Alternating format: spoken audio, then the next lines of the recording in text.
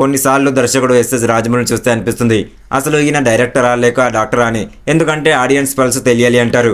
అలా 100% audience pulse తెలిసిన వ్యక్తి కాబట్టే వరుసగా సక్సెస్ కొట్టాడు రాజమౌళి. స్టూడెంట్ నంబర్ 1 సినిమాతో మొదలైన రాజమౌళి ప్రయాణం టాలీవుడ్కే నెంబర్ 1 దర్శకుడు అనిపించుకునే వరకు ఎదిగింది. తాను ఎదగడమే కాకుండా తెలుగు ఫిల్మ్ ఇండస్ట్రీని కూడా శిఖరం మీద కూర్చోబెట్టాడు రాజమౌళి.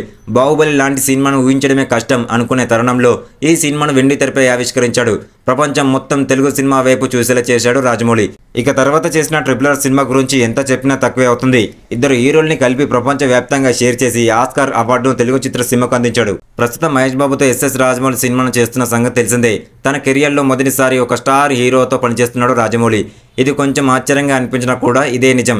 ఎందుకంటే నేడు ఇండస్ట్రీలో స్టార్లుగా కొనసాగుతున్న ప్రభాస్, ఎన్టీఆర్, రామ్ చరణ్ వంటి హీరోలకు స్టార్డమ్ వచ్చింది రాజమౌళి సినిమాల వలన. కానీ మహేష్ బాబుకి ముందు నుంచే స్టార్డమ్ ఉంది.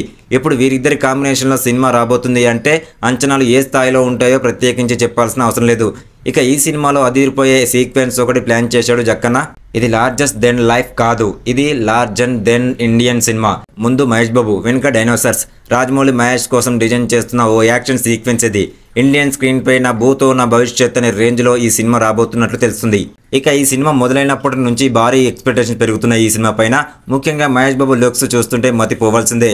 ఇంతకుముందు ఎప్పుడు లేని విధంగా పొడవైన జుట్టుతో గుబురు గడ్డంతో మహేష్ బాబు కనిపిస్తున్నాడు.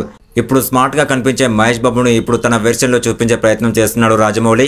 ప్రతిసారి కలెక్షన్లతో కొత్త రికార్డు సృష్టించే రాజమౌళి ఈసారి మహేష్ బాబు సినిమాతో నెక్స్ట్ లెవెల్ కలెక్షన్లు కూడా తీసుకురాబోతున్నాడు అని చాలా మంది ఎక్స్పెక్ట్ చేస్తున్నారు. ఎప్పుడు రాజమౌళి నుంచి ఒక సినిమాను ఎక్స్పెక్ట్ చేసినా అది నెక్స్ట్ లెవెల్లోనే ఉంటుంది.